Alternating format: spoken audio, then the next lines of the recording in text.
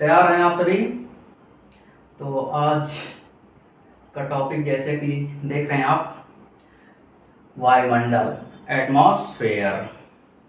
तो आप सभी, बहुत ही इम्पोर्टेंट टॉपिक है। आप सभी ध्यान देंगे और ध्यान से इसको पढ़ेंगे। और हाँ, जो नोट करने लायक होगा, जो मेन पॉइंट आपके होंगे, उसको आप नोट भी करते रहिएगा। ठीक है? ठीक। चलिए, वायुमंडल, एटमॉस्फेयर। तो एटमॉस्फेयर का पहले थोड़ा सा अर्थ जान लीजिए वायुमंडल का, कि वायु पृथ्वी के, ये आप देख रहे हैं पृथ्वी के चारों तरफ वायु का जो विस्तृत घेरा है, उसी को क्या कहते हैं? वायुमंडल कहते हैं। वायु का जो विस्तृत घेरा है पूरे पृथ्वी के चारों तरफ, ये देख रहे हैं, ये समझ लीजिए, ये एक तरफ पृथ्वी समझ लीजिए, ये आधा ही है, ये आधे ऐसे बने हुए हैं और ऐसे आपके ये वायुमंडल हैं। तो ये पृथ्वी के चारों तरफ जो है ऐसे ही होंगे। अब समझ लीजिए, ये नीचे से भी कैसे होंगे? ऐसे ही होंगे। तो ये पूरे पृथ्वी के जो चारों तरफ वायुमंडल का जो घेरा है, वही वायु का जो घेरा है, वही क्या है? वायुमंडल है, एटमॉस्फेयर है। अब वायुमंडल में जो है विभिन्न प्रकार की गैसें पाई जाती हैं। जैसे कि कुछ गैसों की जानकारी आप लोगों को होगी ही होगी। किसको है? आप सभी को है। चलिए ठीक है, कुछ चीजें आराम से बैठो जी, क्यों इधर उधर वो कर रही हो? हाँ, तो वायुमंडल देख लेंगे। गैस, कौन कौन सी गैस है पहले देखेंगे। सबसे अधिक जो है नाइट्रोजन। नाइट्रोजन आप देखेंगे 78.08% है। नाइट्रोजन कितना है? 78.08%। आई बात समझ में? सबसे अधिक गैस कौन सी है? नाइट्रोजन। ध्यान से देखना, पढ़ना, सुनना है। मैं दोबारा इस टॉपिक को नहीं बताऊंगा, और कल जब पूछूंगा, यदि नहीं आप बताओगे इसमें से, तो मैं समझ लूंगा क्लास में आपका ध्यान नहीं होता है। तो इसलिए इसको ध्यान से आप देखेंगे, आराम से बैठेंगे। तो नाइट्रोजन सबसे अधिक, उसके बाद दूसरे नंबर पे कौन? ऑक्सीजन। ऑक्सीजन 20.95%। ये ऑक्सीजन ही ऐसा गैस है जो पृथ्वी का ये जीवनदायिनी है। अगर ये ऑक्सीजन नहीं होता तो इस पे भी जीवन संभव नहीं होता। तो पृथ्वी एक ऐसा प्लेनेट है, एक ऐसा ग्रह है जिस पे जीवन संभव है, जिस पे जो है जीव रहते हैं, पशु पक्षी जानवर मनुष्य सभी लोग रहते हैं। किसके कारण? इस ऑक्सीजन के कारण। तो ऑक्सीजन पाने के कारण ही, ऑक्सीजन होने के कारण ही पृथ्वी पे जो है जीवन संभव है। अगर कभी कभी ये भी होता है कि सबसे अधिक या दूसरा गैस कौन सा है, तो सबसे अधिक नाइट्रोजन 78.08, दूसरा ऑक्सीजन 20.95। कभी कभी ऐसे भी पूछ देता है कि समझ लीजिए 99% किन दो गैस का पृथ्वी पे जो है अस्तित्व है, यानी कौन सी दो गैस है जो 99% है? तो वो दो गैस है नाइट्रोजन और ऑक्सीजन। तीसरे नंबर पर आर्गन या उसको अक्रिय गैस जिसको कहते हैं, वो 0.93% है। उसके बाद आ जाइए कार्बन डाइऑक्साइड। कार्बन डाइऑक्साइड जो कि हम लोगों के लिए खतरनाक है और वायुमंडल के लिए भी खतरनाक है। तो कार्बन डाइऑक्साइड 0.03% पाया जाता है वायुमंडल में। ये तो हो गया वायुमंडल में कि कौन कौन सी और कितने गैस होते हैं। और आपने थोड़ा सा परिभाषा भी जाना कि पृथ्वी के चारों तरफ वायु के विस्तृत घेरे को, पृथ्वी के चारों तरफ वायु के विस्तृत घेरे को वायुमंडल कहा जाता है। सही बात। वायु के, पृथ्वी के, तुम लोग मुझको भी डिस्टर्ब कर देते हो, खुद डिस्टर्ब ही रहते हो। जब तक क्लास चलता है तब तक क्लास पूरे मनोयोग के साथ, आपका ध्यान कहाँ होना चाहिए? व्हाइट बोर्ड पे और टीचर क्या बोल रहा है, इसलिए ध्यान से तुम लोग सुनो। अगर यहाँ समझ लिए तो ठीक है, नहीं तो घर जाओगे तो रट्टा मारते रह जाओगे, नहीं समझ में आएगा। इसलिए रट्टा मत मारो, यहाँ समझने का प्रयास करो जो समझाया जाता है। क्योंकि स्मार्ट बॉय क्लास में ही समझ लेता है और घर जाके उसके आगे का स्टेप तैयार करता है, और तुम यही जाके फिर घर पे भी समझोगे, यहाँ समझो। चलो ठीक है, अब आएंगे परत या स्तर या लेयर के वायुमंडल के कितने स्तर होते हैं। तो वायुमंडल की कितनी परतें होती हैं, स्तर होते हैं। तो वायुमंडल के टोटल जो है 5 होते हैं, 5 स्तर या 5 परत पाई जाती हैं। जैसा कि यहाँ पे व्हाइट बोर्ड पे 5 स्तर को दर्शाया गया है। तो पहला ही देखेंगे हम लोग क्षोभ मंडल, ट्रोपोस्फेयर। दूसरा क्या है, समताप मंडल, स्ट्रेटोस्फेयर, मध्य मंडल, मेसोस्फेयर, आयन मंडल, आयनोस्फेयर। एक चीज और इसी को ताप मंडल भी कहते हैं, आयन मंडल और ताप मंडल। कभी कभी ऐसा होता है कि इसको न पूछ करके इसको पूछ देता है, इसको न पूछ करके इसको पूछ देता है, तो बच्चा सोचता है कि क्या पूछ दिया, हम तो पढ़ाए थे सर जी आयन मंडल, अब बीच में कहाँ से आ गया ताप मंडल। तो ये ताप मंडल और आयन मंडल दोनों को ही वो एक ही कहते हैं। तो आप देखेंगे आयनोस्फीयर और थर्मोस्फीयर को दोनों को जो है एक ही कहते हैं। और जो है सबसे ऊपरी वाला कौन है, वायुमंडल, एक्सोस्फीयर, जो कि सबसे बाहरी मंडल होता है। तो आपके कितने हो गए, 1 2 3 4 और ये ऊपर का 5। क्लियर। तो अगर परत पूछा जाए तो कितने हो जाएंगे, 5। आया समझ में, कितने हो जाएंगे, 5। हाँ वेरी गुड। चलिए तो ध्यान रखेंगे 5 स्तर आपके होते हैं। तो हम लोग एक एक स्तर को अच्छे से ध्यान देंगे और पढ़ेंगे, मिस नहीं करेंगे। जो लिखना है वो पहली बात तो सभी लोग चित्र बना लेंगे ऐसे ही। उसके बाद जो भी आपको लिखना है, जो पॉइंट मैं आपको बताऊंगा, जो पॉइंट मैं आपको बता रहा हूँ, जो इम्पोर्टेंट है आपको, उसको आप नोट करते हुए चलेंगे। ठीक है, चलिए आइए पहले पृथ्वी से ऊपर हम लोग चलते हैं। वैसे भी आप ज़्यादा से ज़्यादा भी क्लियर ऐसे भी हो जाएंगे, नोट्स नहीं करेंगे तो भी उतना ज़्यादा वो नहीं है। पहली बात हम लोग ऊंचाई की बात की जाए, पहले मंडल के क्षोभ मंडल की ऊंचाई की बात की जाए, तो ऊंचाई की बात की जाए तो आप देखेंगे कि यहाँ पे लिखा हुआ है कि ध्रुवों से ऊंचाई 8 से 10 किलोमीटर। पहले मंडल की ये जो ऊंचाई है क्षोभ मंडल की, ये ध्रुवों से ऊंचाई जो है 8 से कितने किलोमीटर, 10 किलोमीटर। 8 से 10 किलोमीटर। अब 8 से 10 किलोमीटर ध्रुवों से, ध्रुव मतलब क्या, उत्तरी ध्रुव और दक्षिणी ध्रुव, नॉर्थ पोल साउथ पोल। समझ रहे हो, नहीं समझ रहा है, अरे भाई बताया तो था, नॉर्थ पोल साउथ पोल जब पढ़ रहे थे तुम लोग जो है वो देशांतर और अक्षांश, तो उसमें बताया नहीं था तुमको। ऊपर जो होता है वो क्या होता है, नॉर्थ पोल होता है, ध्रुव, उत्तरी ध्रुव, और नीचे जो होता है वो साउथ पोल होता है। तो अगर यहाँ से जो है ध्रुवों से बात की जाए, पहले मंडल की ऊंचाई, ये ध्रुव है, यहाँ ध्रुवों से ये आपके उत्तरी ध्रुव है, समझ लीजिए ये है आपके उत्तरी ध्रुव है। अब यहाँ से जो है ये जो ऊंचाई इसकी है पहले मंडल की, पहला मंडल कौन सा, क्षोभ मंडल। पहला मंडल कौन सा, क्षोभ मंडल, स्ट्रेटोस्फेयर। तो इसकी जो ऊंचाई होती है ध्रुव से वो 8 से 10 किलोमीटर होती है, ये 8 से 10 किलोमीटर। अब अगर भूमध्य रेखा से ऊंचाई की बात की जाए, भूमध्य रेखा क्या, ये बीचों बीच जो पृथ्वी को जो है ऐसे ये 0 डिग्री अक्षांश रेखा, ये देखिए ये भूमध्य रेखा। यहाँ से ऊंचाई की बात की जाए जो है पहले क्षोभ मंडल की, या ऊपर ये नीचे दाएं बाएं जैसे भी, तो यहाँ से 18 किलोमीटर, कितना किलोमीटर, 18 किलोमीटर। ध्रुवों से ऊंचाई 8 से 10 किलोमीटर और भूमध्य रेखा से ऊंचाई 18 किलोमीटर। ठीक है, ये तो हो गई। अब इसकी दूसरी खासियत इसमें क्या है कि इसमें पर 165 किलोमीटर, जैसे आप 100 यहाँ से मान लीजिए पृथ्वी से आप 165 किलोमीटर ऊंचे गए, 1 डिग्री सेंटीग्रेड का तापमान क्या हो जाता है, कम हो जाता है। फिर 165 मीटर ऊपर गए तो 1 डिग्री सेंटीग्रेड जो है तापमान कम हो जाता है।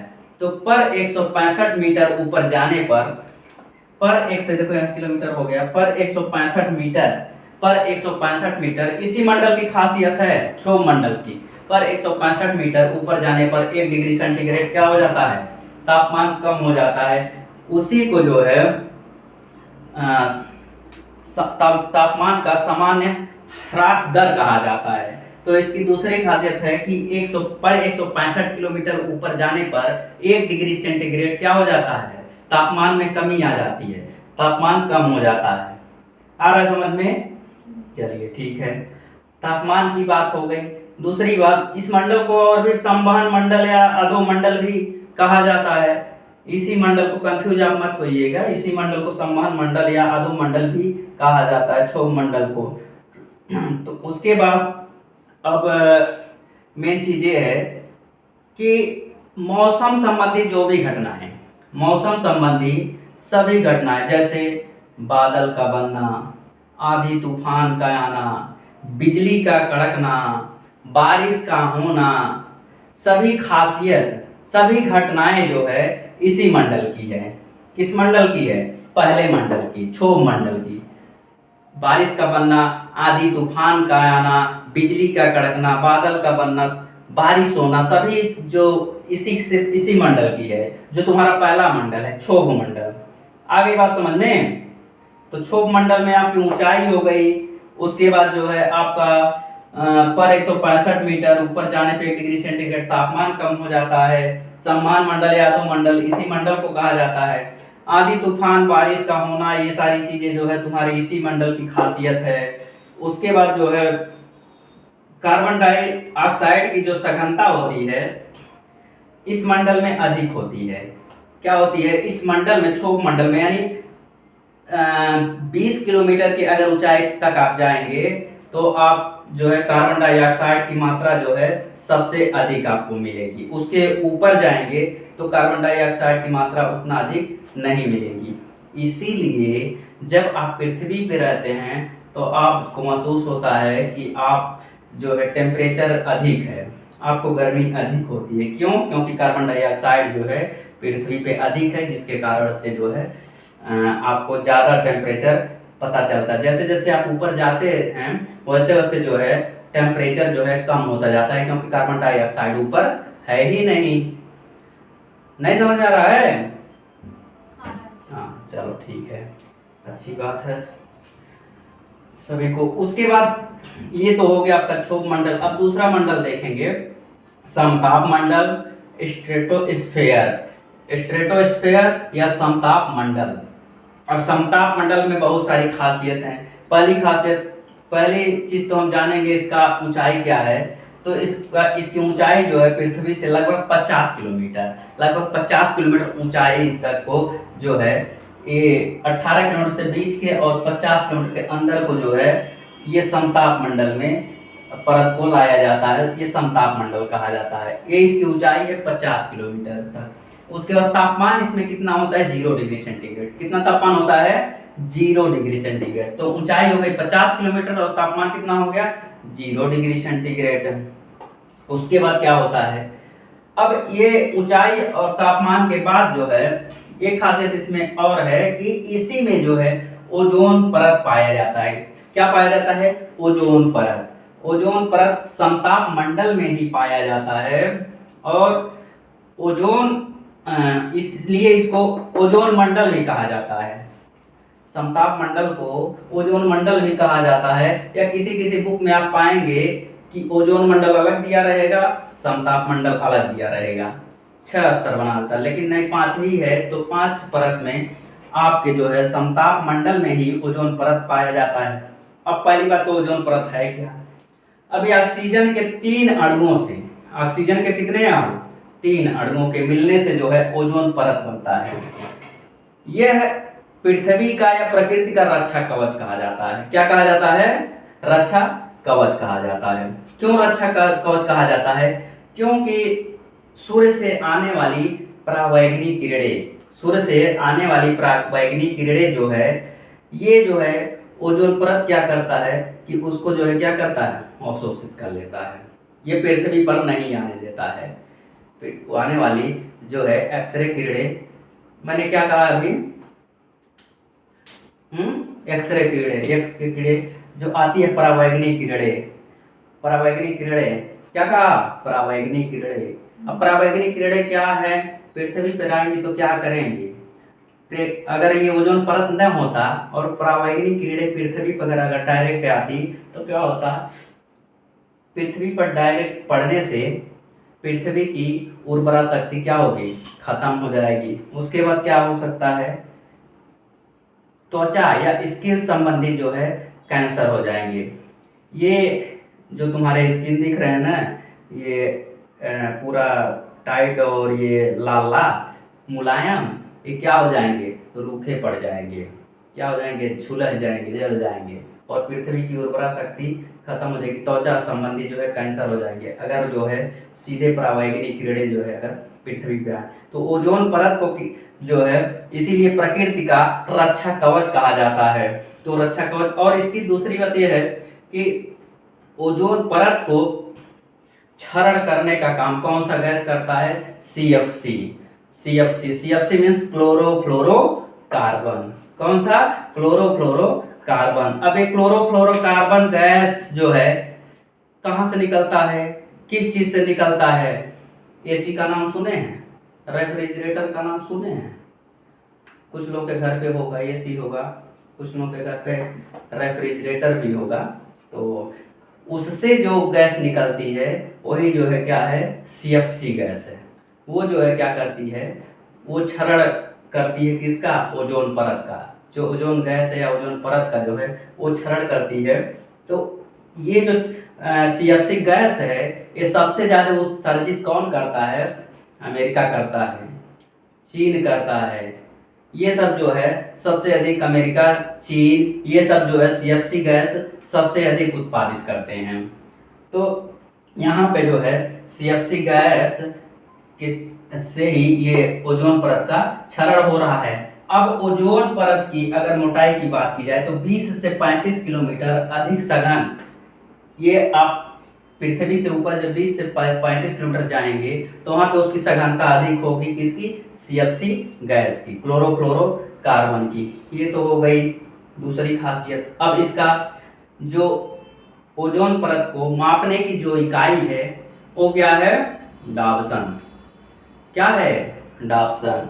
तो मापने की जो इकाई है ओजोन परत को, उसका जो मात्रक है वो क्या है, डाबसन है।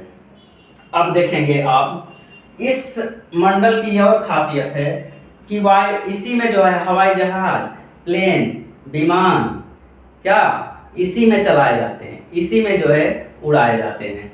ये विमान चलाने के लिए उत्तम वायु का ये जो है वो परत है। समताप, समताप मतलब एकदम तापमान, मौसम यहाँ पे जो है बराबर रहता है। यहाँ पे आंधी तूफान, बारिश का बनना, ये सब ऐसी कोई घटनाएं नहीं होती है। तो यहाँ पे इसी मंडल में चलाया जाता है, इसमें कोई खतरा नहीं होता है। तभी हम लोग कभी कभी आप देखते होंगे, जब हम लोग छोटे से थे तो देखते थे कि हमको लगता था हम लोगों को कि जहाजिया जो है किसमें चला गया, बदरा में चला गया।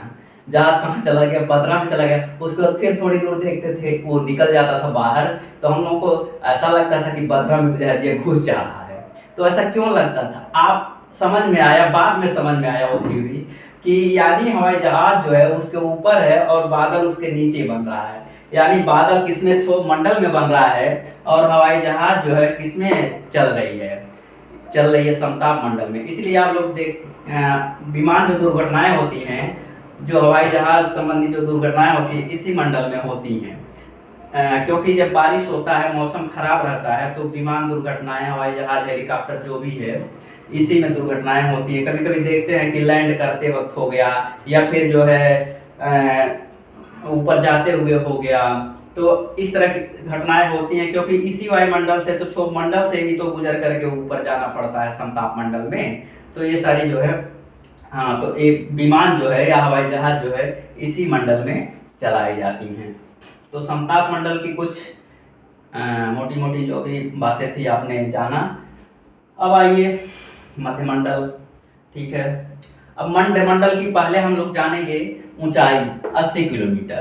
कितना, 50 से 80 किलोमीटर के बीच की जो ऊंचाई होती है वो क्या होती है, जो है मध्यमंडल, मेसोस्फीयर जो होती है। अब इसकी जो खासियत है, कुछ इसमें जो है नाइट्रोजन और प्लस ऑक्सीजन जो है, ये समझ लीजिए इसके 20 किलोमीटर यानी 100 किलोमीटर के अंदर तक ही जो है नाइट्रोजन और ऑक्सीजन की मात्रा जो है अधिक होती है। किसकी? नाइट्रोजन और ऑक्सीजन की। उसके ऊपर नहीं होती है, उसके ऊपर जो है विरल अवस्था में पाई जाती है। 100 किलोमीटर तक जो है ऑक्सीजन और नाइट्रोजन की मात्रा जो है सघन मात्रा में पाई जाती है। अब मध्य मंडल में इसकी बहुत ज़्यादा कोई वैसी खासियत नहीं है। इसमें आप देखेंगे उल्का पिंड, जो आप देखते हैं कभी कभी ऐसा लगता है, रात में हम लोग मान लीजिए छत पे सोए या ऐसे बैठे हुए हैं तो आप देखते हैं कि ऐसे बढ़ता हुआ ऐसे आता है और उसके बाद अचानक जो है जल करके क्या हो जाता है, ऐसा लगता है कि खत्म हो जाता है। तो वो उल्का पिंड जो कि धूल कण होते हैं, जो किसी ग्रह या वायुमंडल में जो है ऊपरी परत में जो है होते हैं, किसी ग्रह से टूट करके उपग्रह से वो टूट करके वो कण होते हैं, धूल के कण होते हैं, जो कि बहुत स्पीड से क्या करते हैं, भ्रमण करते हैं, बहुत स्पीड से जो है भ्रमण करते हैं। जब गुरुत्वाकर्षण शक्ति जो है के में आते हैं, जब गुरुत्वाकर्षण शक्ति उन पे काम करने लगती है तो वो खींचे हुए बहुत तेजी के साथ किस में आते हैं, वायुमंडल में आते हैं। वो खींचे हुए पृथ्वी की तरफ आते हैं, वायुमंडल में आते हैं। और जब ही मध्य मंडल में वो आए, प्रवेश किए, क्योंकि इसमें आपके क्या हो जाएंगे, ऑक्सीजन रहते हैं। ऑक्सीजन से ही जो है आप जानते हैं कि ऑक्सीजन रहता है तभी आग लगती है। अगर ऑक्सीजन न हो तो आग नहीं लगेगा। क्या नहीं लगेगा? आग नहीं लगेगा। इसीलिए देखते हैं कि ऑक्सीजन से बहुत तेजी से आग बढ़ती है। अभी इस समय तमाम ऐसी घटनाएं आपको देखने को मिली कि खेत में जो है गेहूं में के फसल में आग लग गई, क्यों? और बहुत तेजी से आग लगती है क्योंकि हवाएं बहुत तेजी से चलती है। तो जब ऑक्सीजन की मात्रा जितना ज़्यादा रहेगी उतना ही आपको क्या होगा, आग जलने में सहायता करेगी। कि जो इसमें ऑक्सीजन में प्रवेश किए, वायुमंडल में प्रवेश किए, तुरंत जो है जलने लगते हैं। इतना स्पीड इनका होता है कि ऑक्सीजन से संपर्क में आते ही जो है जल जाते हैं। तो इसलिए जो है ये उल्का पिंड हमको दिखता है कि ऐसे आ रहा है, उसके बाद जो ऐसे आग का गोला, उसके बाद तुरंत जो है खत्म हो जाता है। अगर सही से ध्यान से देखो, तुम लोग जो है कचहरी करने में लग जाती हो, इतना टाइम तुम लोग को मिलता है कम है। जब तक पढ़ा रहे हैं तब तक ध्यान से देखो, नहीं बहुत मार मारेंगे। चलो देखो, तो आइए, ये तो उल्का पिंड हो गया, कैसे जल जाता है, किस मंडल में, तो ध्यान रखेंगे मध्य मंडल में। उल्काएं पिंड किस मंडल में आती हैं, तो मध्य मंडल में आती हैं। तो ये जल करके और समझ, क्योंकि ऑक्सीजन से संपर्क हो जाता है। अब सोच लो, अगर 78% ऑक्सीजन रहता और 20% नाइट्रोजन रहता, तब क्या होता? तब क्या होता? तब ऐसा होता कि हम बहुत जोर से जो है बाइक चलाते हुए जाते 200 की स्पीड में, अपने आप आग लग जाए उसके संपर्क से। तो इसीलिए जो है संतुलन भी ऐसा है कि ऑक्सीजन 20 है, 20.95 ही है। तो जितना अधिक ऑक्सीजन रहेगा उतना ही जो है जो ज्वलनशील पदार्थ रहेंगे, जो आग रहेंगे, वो जल्दी से लगेंगे। तो आइए फिर उसके ऊपर आप देखेंगे, ये हो गया आपका पहला मंडल, दूसरा मंडल, तीसरा मंडल में, उसके बाद आयनोस्फीयर, इसको आयन मंडल, और ये ताप मंडल भी इसको कहा जाता है, थर्मोस्फीयर। अब इसकी अगर ऊंचाई की बात की जाए तो 80 से लेकर के 640 किलोमीटर, कितना? 80 से लेकर 640 किलोमीटर जो है इसकी ऊंचाई है। अब देखिए, अब अभी तो यहाँ टेम्परेचर -100 डिग्री सेंटीग्रेड था, -100 डिग्री सेंटीग्रेड था। इसमें क्या था, -100 डिग्री सेंटीग्रेड का मतलब है कि आप बर्फ बन जाएंगे। आपका बाल कैसे हो जाएगा, ऐसे खड़ा हो जाएगा, जैसे फ्रिज में से आप निकलते हैं ऐसे हो जाएगा, मान पड़ रहा फ्रिज में से निकल लिए। तो ये देखेंगे यहाँ -100 था, अब यहाँ +100 डिग्री सेंटीग्रेड तापमान हो जा रहा है। किस मंडल में? आयन मंडल में। क्योंकि ये तापमान अब बढ़ेगा, अब तापमान बेतहाशा बढ़ते हुए जाएगा, अब कम नहीं होगा तापमान। अब तापमान क्या होगा, ऊपर जैसे जैसे आप ऊपर जाएंगे तापमान बढ़ता रहेगा। तो यहाँ पे तापमान कितना डिग्री सेंटीग्रेड? 100 डिग्री, कितना? 100। ऊंचाई 640, बहुत अच्छे। अब देखेंगे, ये देखिए ये ताप है,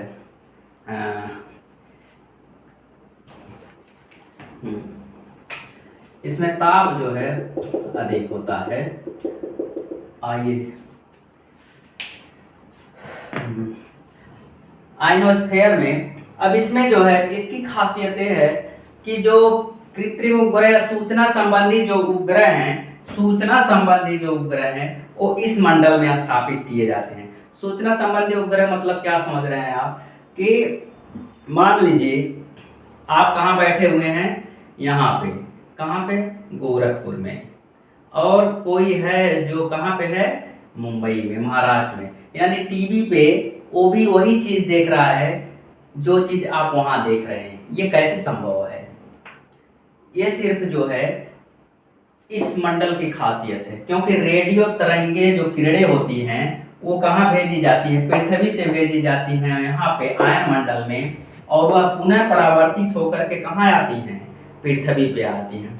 आयन मंडल मतलब आयना, आयन मतलब क्या, आयना, जिसमें जो है थोबड़ा देखा जाता है, ठीक है। तो आयन मंडल अब आयना का काम करता है।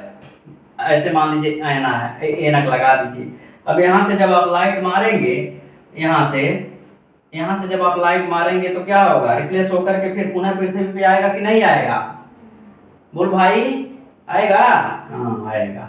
नहीं आएगा तो जाएगा कहाँ, क्योंकि ये इस पे मार रहा है। तो ये शीशे का, ये आयना का काम करता है। आयन मंडल जो है आयना का काम करता है। यहाँ पे जो है रेडियो तरंगे किरणें जो है यहाँ भेजी जाती हैं, पुनः परावर्तित होकर के कहाँ पे आती हैं, पृथ्वी पे आती हैं।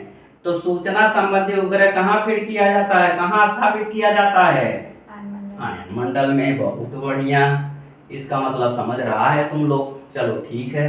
तो आइनोस्फेयर या थर्मोस्फेयर, तापमंडल भी इसी को कहते हैं। अब ऊंचाई भी आप जान लीजिए और टेम्परेचर भी आपने जान लिया कि प्लस जो है 100 डिग्री सेंटीग्रेड क्या हो गया, तापमान हो गया, और 640 किलोमीटर क्या हो गया, ऊंचाई हो गया। अब आइए जो है एक और मंडल बचा है, उसको खत्म कर लिया जाए। हाँ, वायुमंडल या वायुमंडल जिसको कहते हैं, एक्सोस्फीयर कहा जाता है। अब इसमें जो है अब इसकी कोई सीमा नहीं निर्धारित है, इसीलिए मैं ऊपर सीमा कोई नहीं निर्धारित किया हूँ। देखेंगे सबकी सीमा, लेकिन ऊपर इसकी कोई सीमा नहीं। अब ऊपर ऐसे चले जाइए, इसकी कोई, वायुमंडल मतलब बहरे, वायुमंडल मतलब बाहर, इसकी कोई सीमा नहीं है। ये जो है एकदम वायुमंडल है। तो वायुमंडल का कोई सीमा नहीं है, सीमा निर्धारित नहीं है। अब जो है इसका तापमान प्लस 1000 डिग्री सेंटीग्रेड, कितना, प्लस 1000 डिग्री सेंटीग्रेड इसका तापमान। जैसे जैसे ऊपर जाएंगे वैसे वैसे जो है तापमान जो है क्या होगा, बढ़ता जाएगा।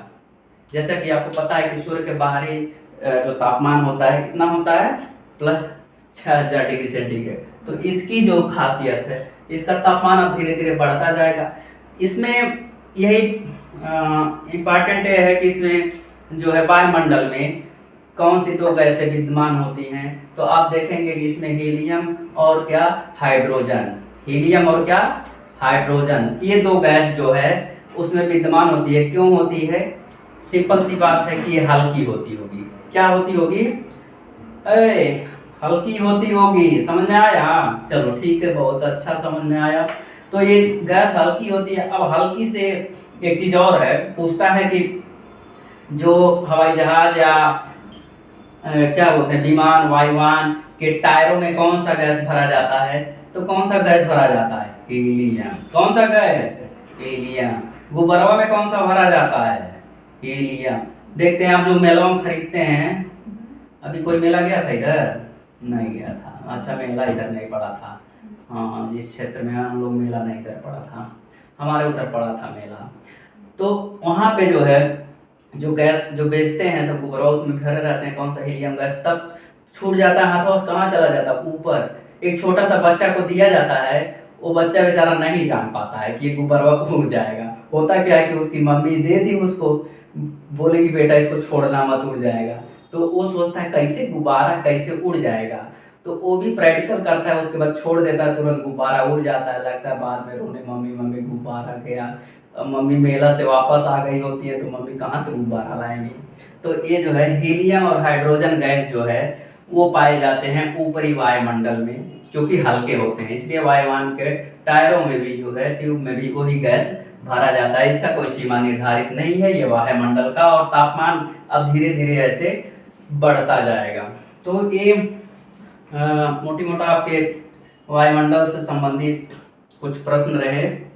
तो आपने जो देखा कि वायु पृथ्वी के चारों ओर वायु का जो विस्तृत घेरा है वो क्या है, वायुमंडल है। वायुमंडल के कितने स्तर परत होते हैं, तो आपने 5 परत देखा। ये भी प्रश्न है कि 5 परत कितना, 5, ये भी प्रश्न है। तो 5 परत आपके हैं। पहला आपने क्रमवाइज से आप लिख लिए होंगे और क्रमवाइज से आप जान भी लिए होंगे।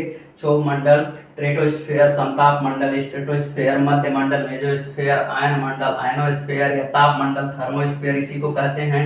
उसके बाद जो है वायुमंडल, एक्सोस्फेयर। तो ये पांचों आपने जाना, और इसमें क्या क्या किसकी खासियत है ये भी आपने जाना। तो उम्मीद है कि आप सभी लोग जो है लिख लिए होंगे।